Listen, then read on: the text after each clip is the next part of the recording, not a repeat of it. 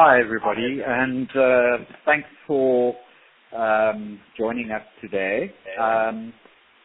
So what I'm going to do with you today is go through some slides and have a bit of a discussion about what it takes to put together an article for submission for publication.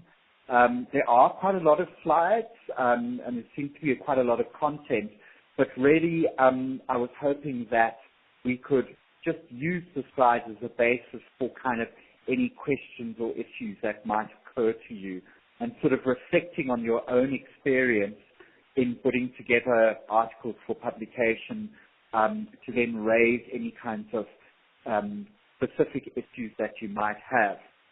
This is based on the Octave writing workshop, and it includes abstract references, choosing a journal, and submission.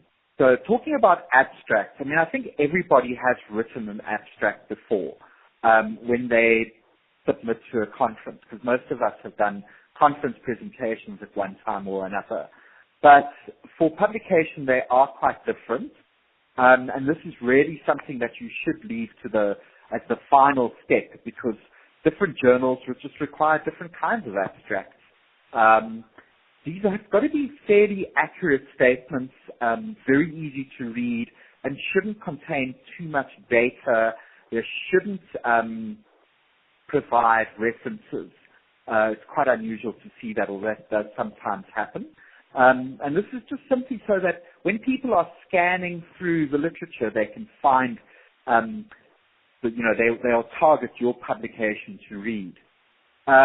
They usually they can be structured or unstructured, and usually an unstructured abstract, you'll see it, it's a solid paragraph, and it's usually just a brief background, one sentence on methods, results, and then a little bit about, in the discussion, the main message, in which you can also include some sort of statement about how you manage to accomplish the mission of the paper, the main aims of the paper, and then you can provide a little bit extra. But really, if it's going to be 250 or 350 words, you don't really have that much to go on. So try and keep it quite short and sweet.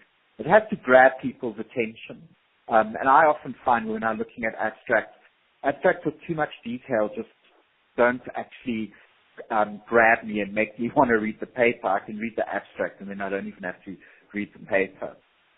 But there are much more sort of structured forms of abstracts. This next slide is just basically an example, so you can have a look at that in your own time. The structured abstracts often are in public health or biomedical journals, and they want sort of objective, sometimes background, design, methods, results, and conclusions. So quite specific headings that you have to provide. And I see that the Lancet even requires a sort of a more kind of implications of your findings sort of statement. And that's quite important to get that down very, very clearly. Here's another example of an abstract which you can, read in your own time, but you can see how it's very, very clearly laid out with specific sections. So then keywords, this is actually really important, and you will have maybe 3 to 5 keywords that you would be using. You could use mesh headings, so you could look up in PubMed and generate the specific kinds of headings or keywords that fit in with mesh headings. And you can also look at the other articles that have been published in that journal and see what kind of keywords they're using, how they express things. So that's something that requires a little bit of work, but it shouldn't be too difficult to generate. So in terms of references, I mean, a lot of people think that this might be a bit basic. I've been teaching master's students over the last few weeks in sociology, and they will get their referencing wrong. So it's sometimes worthwhile to point out why we have referencing. And it's really sort of to show off a little bit about how broad your scope is and how much you know in terms of the topic, but also it's basic acknowledgement and also to avoid charges of plagiarism and, journals are clamping down and have been over the last few years, clamping down on plagiarism quite strongly.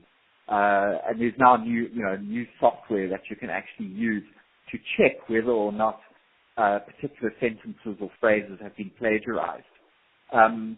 So obviously use references when you either attributing an idea or quoting somebody.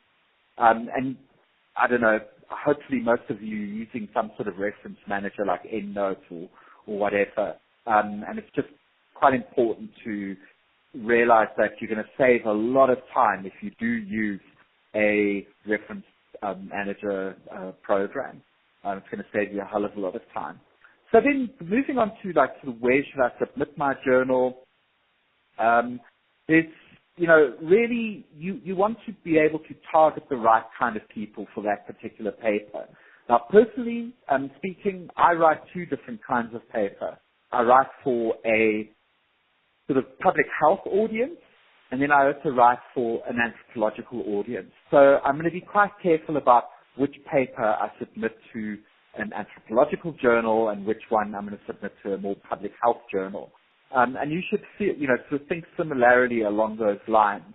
Is your paper, sort of largely a social science, or is it biomedical, or would it flow better in a psychological journal? Think about that. Think about also whether your audience is going to be sort of a local audience, sort of within your region, or is it going to be an international audience? And that's quite important actually as well when it comes to writing the content, because with an international audience, you really are going to have to explain things a lot more clearly because that audience won't be familiar with a lot of the content that you're writing about. So somebody in the US or in the UK or in Europe or elsewhere might not be aware of sort of the dynamics in South Africa, for example. So that's something else to think about. And so there are various ways in which you can choose the journal. You can look at who you've cited in your paper and see whether that journal that you've cited might be a good fit for your paper. Do Medline searches. And there's also this web-based search that you can do called Jane, Jane. If you Google Jane, you will find the site. And simply speaking, what Jane does is that when you type in your title or your provisional title for your journal, it'll find similar kinds of titles and list the journals that might publish those kinds of titles. So that's quite a useful thing. And there's all sorts of things to consider as well. Is the impact factor high, but is the turnaround time really bad? Do you want to get published quickly? Do you want to pay for publication, or is it going to be a restricted access journal, or do you want it to be open source? These are all decisions that you need to make, and some of them are quite easy to answer. If you don't have any money to pay for publication costs, then obviously you've got to exclude most of the open source types of journals. And then, so what kind of data do they usually publish? That's also a useful consideration. And then, of course, things like, word length and what kind of article it actually is. And I've already talked about some of those other issues. You can also sort of consider focusing or targeting on very prestigious journals at first. Now, for example, the Lancet or AIDS or NEJM is probably going to reject you very quickly, which is a good thing because if you don't try, you don't know whether you're going to get in. But if you're confident enough, submit to the high-ranking journal. They will reject you very quickly or they'll accept it very quickly, which is great. So you'll get feedback. And then go down to the second rung after that. And then if you get rejected again, go down to the third rung after that. Keep on trying for the next best thing. I wouldn't make a habit of doing this, but it's a way of getting some sort of experience in starting to understand and appreciate what the quality of your work is. It'll quite a good lesson to go through. And just by the way, though, if you look at impact factors and you look at sort of, how many citations you sort of hoping to get from a journal article, sometimes journals that have high impact factors, that might be artificial because impact factors are sometimes on the wane, but they're not exactly going to advertise that. So when you're looking at journal impact factors, always take that with a pinch of salt. I would say that if it's a journal that people in your field are likely to read, then that's probably the best bet. So this just explains what impact factors are. You can sort of have a look at how the calculations are made. But sort of one of the highest impact factors would be something like NEJM, which is, I think, in the 50s, and the Lancet, which is equally high. Some of the lowest are probably the social science journals, which are usually between 1 and 3, very seldom over 3. So what that means is that basically in social sciences, there's not as much citing going on. The social sciences don't produce the sheer volume of papers as much as, say, they do in the hard sciences or, say, in medicine or engineering or a discipline like that. That's all it really means. So if you're a social scientist like myself, don't worry if you're publishing in journals with a 2 or a 3 impact factor. That's actually quite good for a social science journal. Yeah, and I was just talking about how impact factors can, go on the wane, they can go up and down. And for example, PLOS ONE really dropped badly a few years ago. But I see now that it's actually picking up again and it's starting to become, to get a better impact factor. And that was because they were basically just publishing so many articles, and people obviously weren't citing them. This is just a little comment about how editors and people sort of can manipulate the impact factors. So, it's not an exact science. It's like most statistics, they can be manipulated. And this is also something about, just a comment really about trying to publish in open access. If you want your article to get to a particular kind of audience that might not have library subscriptions, might not have subscriptions to journals, probably not completely an academic audience, then it's a really good idea to try and publish open source. And some journals do offer an open source option. So these are just the impact factor. Well, I got it wrong. Nature is 38 and NEJM is 51. So these are the high impact factors. These are other very sort of good journals to publish in biomedical research. These are the sort of journals that are HIV/AIDS focused. And so, the general message in this slide is really to say that you should really research the journal that you want to publish in quite carefully. Even have a look at who's on the editorial board, who the editors are, and see if they might resonate with the kind of work that you are proposing to them. So one of the things, though, is when you're going this whole sort of open source route, is that I don't know about you, but I get probably on average about 20 emails a week, which are spam emails, and they're from these so-called predatory journals. These are basically journals that will publish anything just so long as you pay them. And they publish absolute rubbish in many instances. And they're big corporations that are basically trying to make a quick buck out of scientific research. So please try and avoid them. There's the Beals list of predatory publishers. There's a web link on the slide that you can look at, and you can check out whether they are a predator or not. Sounds ominous, I know. This is actually a real example of an article that was published in a predatory journal. David Maziers and Eddie Cochlear published this article in 2005, and it was basically consisted of 7 words repeated over and over again, and it even featured these helpful little diagrams. And basically, the 7 words they were using were get me off your fucking emailing list. That was it. And the journal published it. It was obvious that this was just basically a money-making scheme, and it was an attempt to sort of publicize the fact that these predatory journals are completely unethical. So one of the big things that you have to do is when you are trying to publish a paper, you've got to try and sell it. And one of the big things is when you develop your, for example, things like your title, is you really need to come up with a title that is succinct, that fits within the word length and the character length that they require. It's going to grab their attention. But try not to go for the overly sensationalized types of journal titles, because people can spot that a mile away. You're not journalists, you're scientists. And then the letter is really, really important.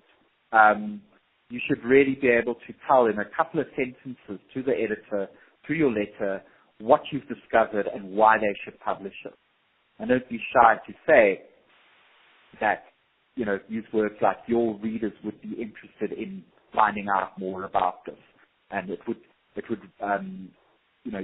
the type of readership of your journal would enjoy reading this kind of paper. And then your abstract, of course, we talked about this earlier, but it really needs to be a standalone message that can be understood very easily. And this is just a word about submitting online. It's really, nowadays, you don't have to worry about emailing or posting your journal articles. I actually only know of one journal that I've submitted to before, which you still have to email your articles to. So again, about your cover letter, it's basically to tell the editor what you're submitting, why this would be of any interest to their readers, and you could end on some sort of a warm note, something which is, I'm looking forward to hearing a positive response, or things like that. Use your business writing skills to get a nice letter together. Authorship is actually really important, and I think that people should consider looking at authorship quite early on in the development of a paper and not leave this to the end. I think that it's best if all the authors are involved right from the beginning, from data analysis onwards, because this means that everybody has a potential to become an author on the paper, and they have a vested interest in the final paper. You should be able to say when you write to the journal, and some journals do require this, what your particular role was on the paper. And you should actually be able to say that you've made a substantive kind of contribution in a particular area. For example, in terms of conceptualizing the journal article, or in drafting the article, or in doing the data analysis. But you should have one area at least where you've made a substantive kind of contribution. So, like I said, it's the conception or the design, drafting it, and you have to give final approval of the final version that will be published. When you've got multi-group authorship, it gets very complicated, but that's why it's useful to have some sort of a writing plan, or some sort of a writing a concept proposal right from the beginning that spells out quite clearly that, Jonathan is going to do this aspect. He's going to write the methodology section. He's going to provide the analysis of the data together with, the other authors, and so-and-so is going to take final responsibility for drafting the final draft of the article. Those sorts of things you can change, obviously, as time goes on, but you should have some sort of a plan in place before you start. And then, of course, if you're not an author, you can be acknowledged, and you should provide, acknowledgement to the people that you did the research amongst. First of all, to people who helped you with the research, and then any kind of financial material. So here's a little, sort of example of some of authorship, where you have author contributions. So conceived and designed the experiments, that was Mitzi Gaffos, performed the experiments, that was those 4 people, analyzed the data, that was those 4 people, and then the people who wrote the paper are listed there as well. So it's quite clear why Mitzi in this case has got her name appears first on the paper. And then here's an example of acknowledgements. So then finally getting published, here's some simple tips or rules that you can follow that might help you in your way to getting published. First of all, you should really read as widely as you can. And I know a lot of us find, it's quite hard to find time to read. But try and read 1 or 2 papers per day, even if they're short little papers. Or try and read sort of a book a week. You should be able to develop some sort of critical commentary about your own work internally. You should be able to be quite objective about your work, about the quality of your work and what you're doing. Always put your best possible work forward. Use simple language. People hate jargon and feel specific terms need to be defined. I always recommend to people when they're writing that they emphasize the German part of English rather than the French origins of English. So the German sort of origins of English are often a lot more direct and simple and easy to understand, whereas the French origins are a lot more difficult and a lot more sort of flowery, if you like. And so I will always emphasize that you should focus on the German aspect, particularly if English isn't your first language. But even if it is, that's quite solid advice. And then the other point is you learn to live with rejection and criticism. Don't take it personally, just your work. There are some ingredients for good science, and you need to combine these. And it takes a long time to get to this point, but you should aim for this.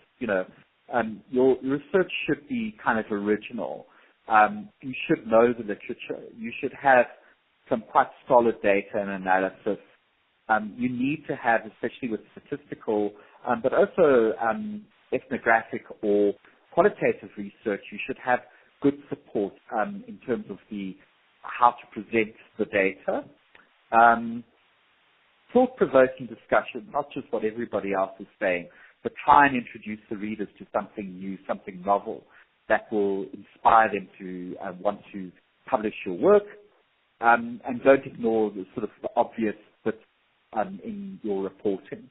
Yeah, and you can always start writing several papers, and I know lots of people have got sort of several papers on the boil, but you should really start trying to write those concept notes fairly early on when you first have the idea, and then just refine them over time. It does take a long time to develop the ability to be able to write for publication.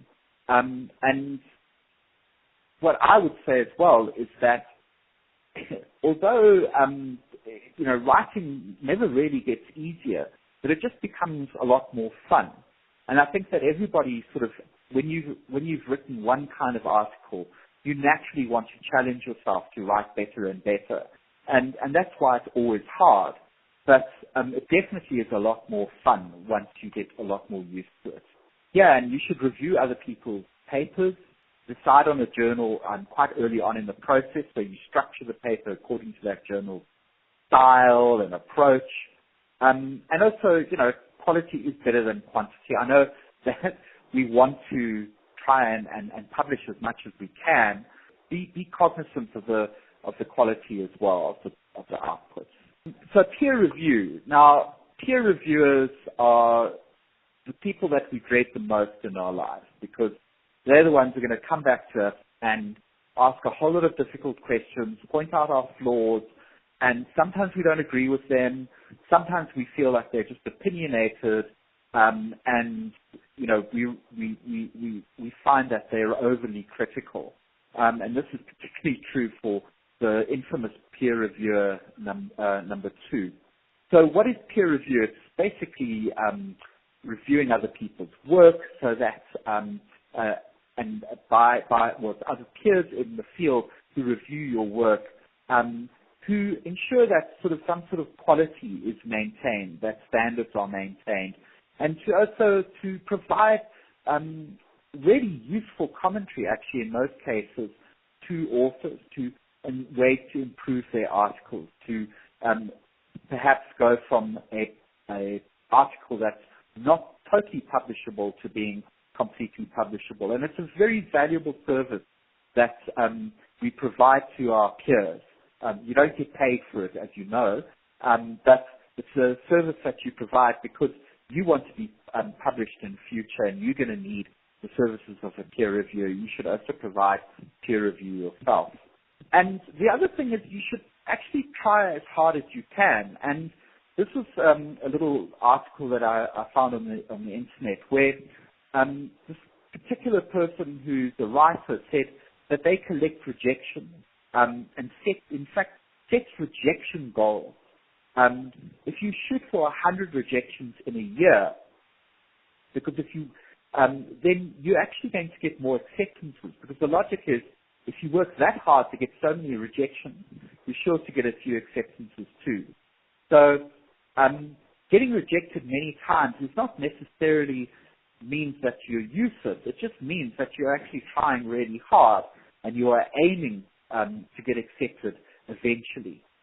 Yeah, so just basically some issues around reviewing.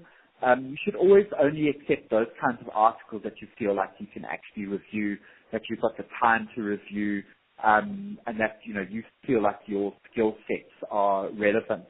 And journals will sometimes say, if you don't feel like you can review this, please can you refer us to another reviewer, or state the reason why you can't review this. And maybe sometimes journals don't really understand where your skill set lies, and you might want to refine their metrics and your profile on that particular publisher's service. So that's something also to consider. You should learn from the experience and sort of enjoy it as well, because it's part of your role as a publisher as well. You must beware, however, of being sort of overly critical. And I know that with young reviewers, people who have just started out reviewing, you really sort of are quite tempted to become sort of overly critical and spend far too much time actually on the review. So, you must try and be very supportive when you provide a review, even if it's to reject the paper. Your comments should all be phrased in a very positive fashion. So you'll get an email that looks a bit like this, and so that's what the invitation to review looks like. So this is an example of a positive review where you're basically asking them to make changes. And again, another positive review just to make changes to an article. I don't know how many of you have heard about reviewer number 2. Reviewer number 2 isn't actually reviewer number 2, but there just always will be a reviewer who completely sucks, who will completely reject your paper, or will go on forever about how your paper needs to be improved. So this is kind of a bit satirical, but they say things like, this has already been done. They will reject your paper, but they won't provide any evidence to the fact that this has already been done. They will sit in your paper for ages, and they won't get back with your review on time. And they'll misunderstand the methodology that you used, and they'll criticize you for something that you didn't even talk about. They kind of go on and on and on and on, and you really get frustrated with them.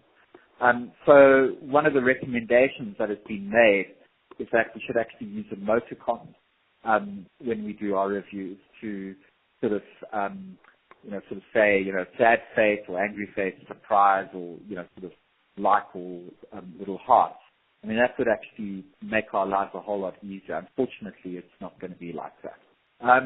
So I've come to the end. I've breezed through quite quickly because I wanted to give people an opportunity to raise issues for discussion. I think we've got about 20 minutes left.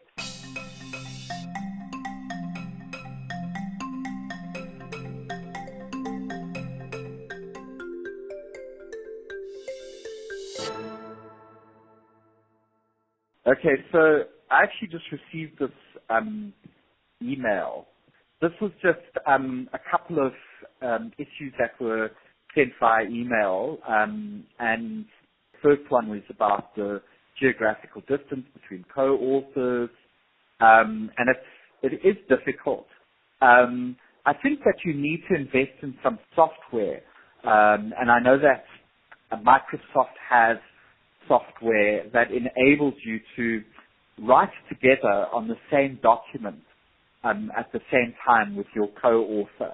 And I did this because my co-author for my book is in Hawaii, so he's 12 hours behind in time,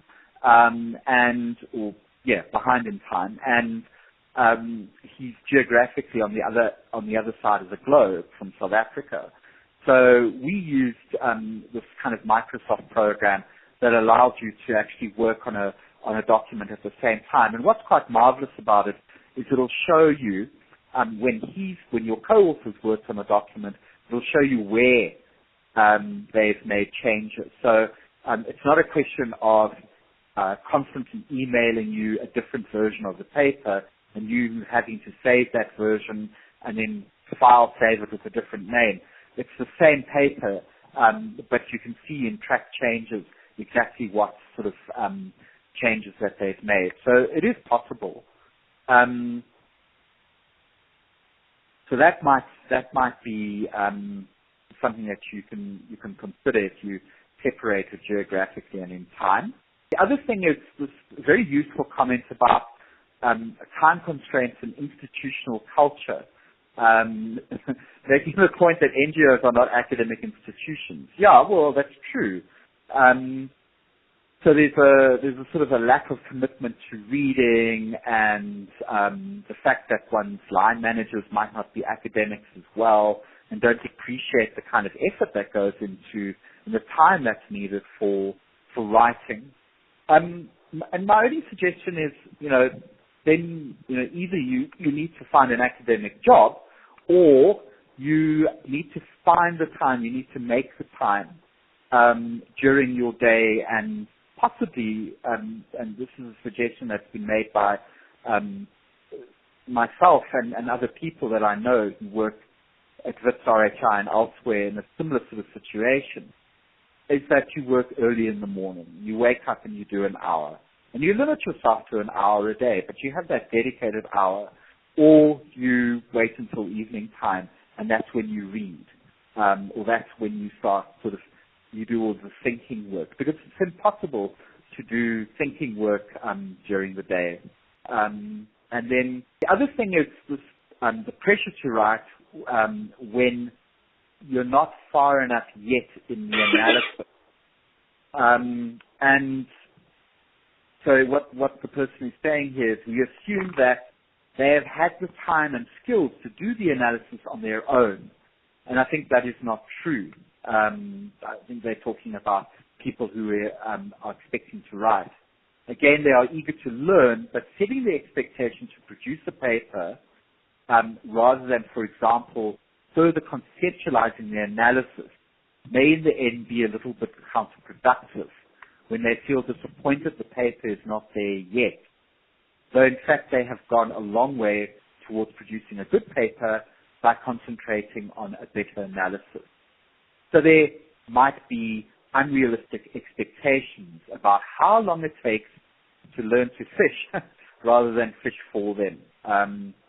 So typically academic co-authors will taking over some bits of writing to get the papers done, but the learning not happening. And I think this is a very valid comment. If I can just summarize, it's about the deadlines that we set for papers to be produced. I agree, are often unrealistic and sometimes pressurize us into doing maybe fast and a little bit dirty analysis and not really spending the time that is required to kind of dig deep and play with the data, whether it's qualitative or quantitative data. And this might lead us to producing a paper, but a paper that lacks in quality and that perhaps the analysis could have been a lot better. And it's a very valid comment that you really should spend most of your time on a paper doing the analysis and writing the results and then rechecking the analysis and then redoing the results. That is the most important part of a paper, is the results section, because that's what's going to either provide evidence for or against your argument, and it's going to support what you're trying, the message that you're trying to bring across. So I agree with this. And I think that focusing only on the writing aspects of the publication process might have led people into thinking that the analysis is actually a fairly easy and sort of rapid process. Well, it certainly is not. And again, whether you're doing qualitative analysis or quantitative analysis, it is a very complex process.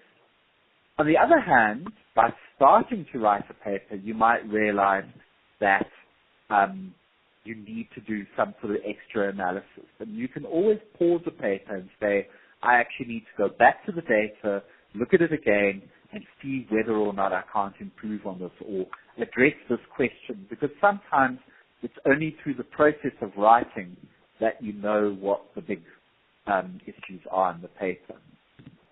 Let me just jump in here then. I think that the issue around authorship is an important one. I do think it's also important for people to recognize that the conventions of authorship differ in different disciplines. And because public health tends to emerge out of biomedicine, more or less many of the journals that we're writing for, although not all, tend to adopt the convention of medicine, which is that, you have the first author is obviously the most important and takes the primary responsibility. The last author is the senior person who is responsible for ensuring quality, and then the ordering sort of goes down from there. But you may find yourself collaborating or seeking to publish, for example, in an economics journal or in an anthropology journal, and you're going to have to ask and work with your collaborators a bit on sort of what are the conventions in terms of those disciplines. They tend to be oftentimes far fewer authors. Sometimes it has different meaning. The last author doesn't have the same meaning, for example. So just an observation about that. I think also when I was heard Jonathan, I think there's this tension between recognizing contributions to the paper and contributions to the design and implementation of the intervention or the thing on which the paper is based. And I think that it's important that some people, and you notice in the example from Mitzi Gaffos, where they were talking about so-and-so designed the experiment or whatever. I mean, that was actually a similar kind of intervention trial as we're doing and under Strive. And so, I mean, people who had a major role in conceptualizing or a major role in overseeing and implementing the intervention and a minor role, a quality control role and a review role on a paper, I think probably are appropriate for authorship and can meet the standards. But I think we have to work against sort of throwing everybody in, because that's what acknowledgments are for. And I think that we need to be fairly clear and strict that we're meeting the guidelines, both of the professional guidelines and then the specific ones that we've agreed to as a community, which we'll send around again. So just take a quick look at those again. So does anyone have any specific questions or challenges that they're facing with their paper or that they'd like to raise? I mean, I think we've heard the one, and I do agree. I mean, I think part of it's been hard because we've been trying to start the discussion around writings sometimes before people have the analysis done to figure out what the story and the results are. So I think we do acknowledge that. But what about other issues? Oh, here, I see one from Priti, sorry. So Priti says, I submitted an article to the journal Reproductive Health Matters, and they asked me to suggest names of 3 reviewers. I was quite conflicted, as the people I knew as experts also happened to be my past collaborators or people I've worked with in the past. Is this common? You want to say something to that, Jonathan, or I'll offer. Absolutely. Yeah, no, it's actually a really good point. And it's quite hard to decide, especially if you're working in quite a specific field, to identify people who, aren't your colleagues or people that you've worked with a lot, and, you feel a bit hesitant to recommend because you don't want to feel like there's any kind of conflict of interest there. Look, the other thing is that it is anonymous, so they might be able to guess that it is you who's submitted the paper. I mean, I managed to guess quite a few times when it's people I know that it's that particular person, because there's only one person doing that kind of work in that part of the world, so I know it's him. But in some cases, actually, I don't, and only later on do I see when the article's published that, oh, that was them. I suspected, but I wasn't 100% sure. I think that, however, you should kind of have some sort of idea of who is in your immediate circle, and you should kind of maybe avoid recommending those people as reviewers, because especially if they're at the same institution, they're going to know immediately that it's you. And look, that might mean they'll give you a fantastic review, but that might be unrealistic, or they might give you a really horrible review because they don't like you. So there's always that danger as well. And then you can also suggest people who you don't want to review your article. And this is sometimes just sort of to give the journal editors a bit of a caution about, say, sort of asking, this particular individual who actually works very closely with you. So you really don't want them, because then it won't be objective enough. That's, for example. But it is a hard process. One of the things that journals do, and on the editorial board, what they do is they also ask us to suggest reviewers. And what we do is we actually look in the references section of the paper that's been submitted, and we try and pick out people there who are key individuals. They've been cited a few times, or the titles of their work or the work that they're writing about is very similar to that which is being proposed by the author. So that's something you can do as well, is you can look up in your reference section and think, oh, this guy's an expert, or this person's really good in the field. Let me see if I can get them. Then there is also, so there's a bit of a disadvantage to that, though, in that those people are really big in the field and publish loads on a particular topic. They might be too busy and they might just not do a review for you. So there's always kind of give and take here. So it takes careful don't know if that's kind of addressed the question though, and maybe there's other people can add. So I would just add, Priti, that I think it's fine for you to refer to people who are past collaborators if you think they have the skill set and the ability to offer good reviewing. Oftentimes, you don't know who it gets sent to in the end. They may take your suggestions or they may not, or the people you suggest may decline because they're too busy. Frequently, an editor will take maybe one of your suggestions and then, as Jonathan says, pick somebody else that's known in the field and then pick somebody that's slightly out of the field. So it's not like they automatically will draw on the people. I just wouldn't send it to anyone that I work directly with in my institution. And I mean, I've even sent something to review that I was a co-author on. Sometimes they're very and I had to send back and say, I don't think I'm the right reviewer for this. But so but I think that was a mistake. I'm hoping it was a mistake. So Kirsten says, within the context of intended double-blind reviewing, shouldn't we decline reviewing papers when we are certain we know the author? Yeah, I think so. And you then, they do ask, is there any kind of conflict of interest?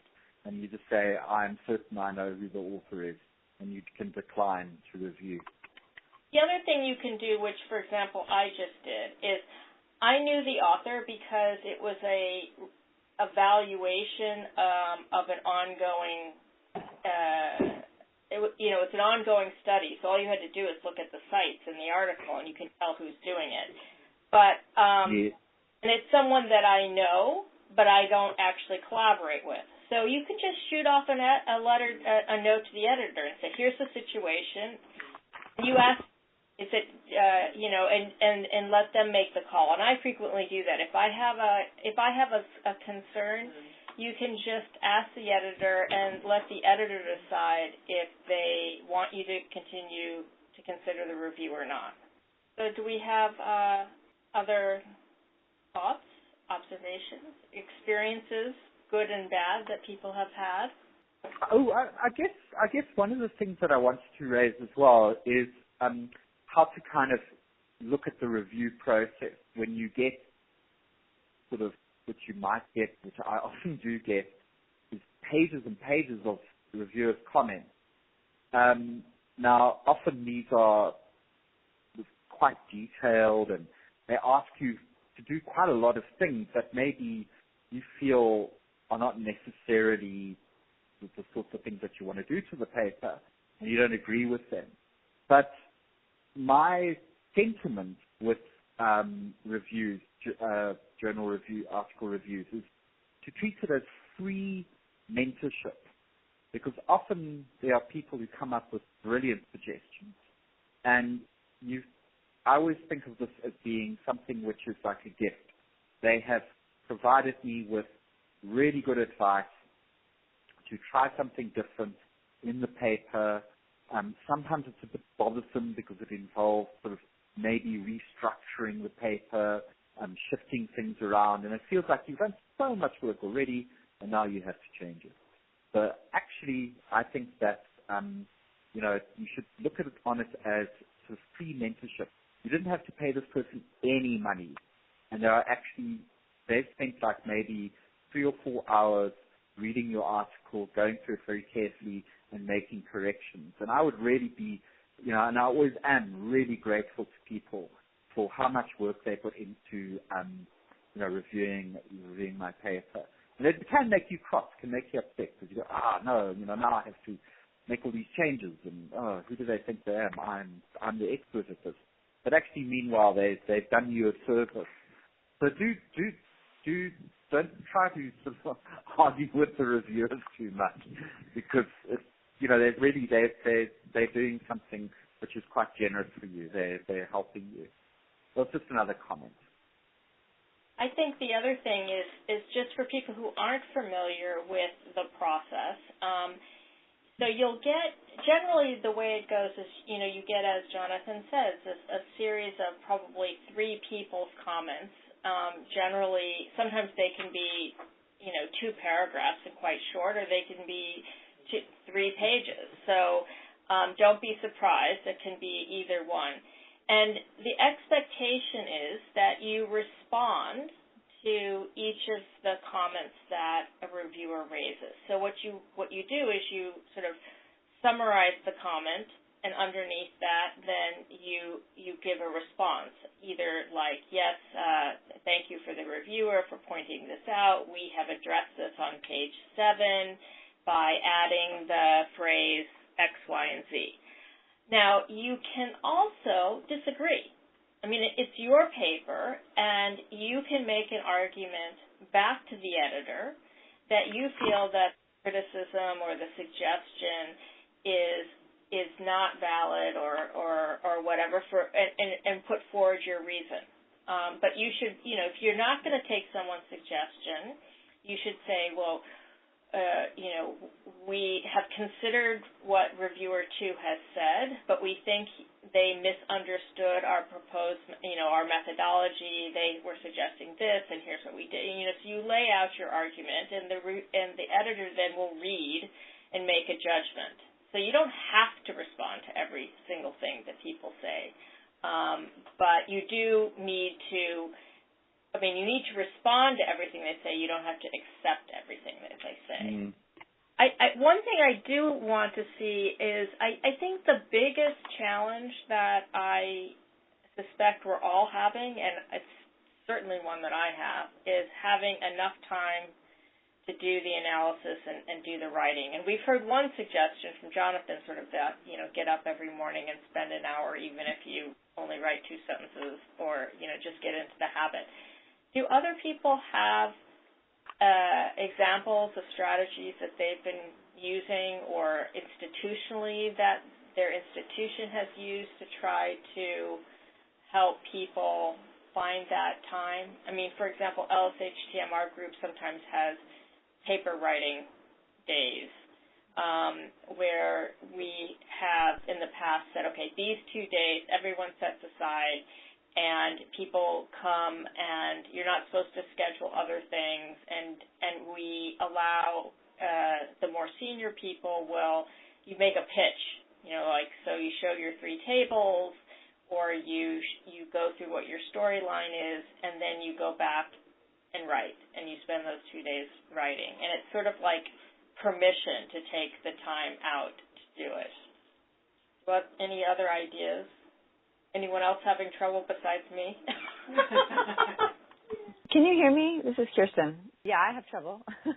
When I was still at ICRW at an NGO, and I know there was a comment about this earlier around difficulty in terms of interests at NGOs versus academic institutions, I borrowed Anne Stengel's approach, which was to effectively send out an email saying, I'm going offline for the entire day, when she was able to carve out the time to do so, and would even set her out of office alert. And so I borrowed that strategy so that I could, because I definitely find it hard to, I think getting up every morning and writing for a little while is a terrific idea if I could deploy it, but I find when writing that I need large chunks of time to really, focus on it, for myself at least. And so being able to announce to everyone in your institution that, this is what I'm doing for the day, and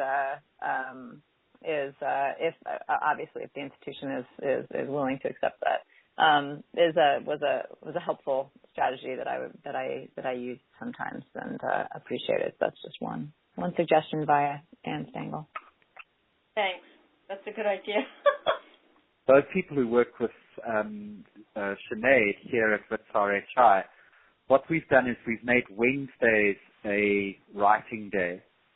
And the way we do this is mid-morning, we actually have an hour check-in. And we sit down and we talk about the status of different papers.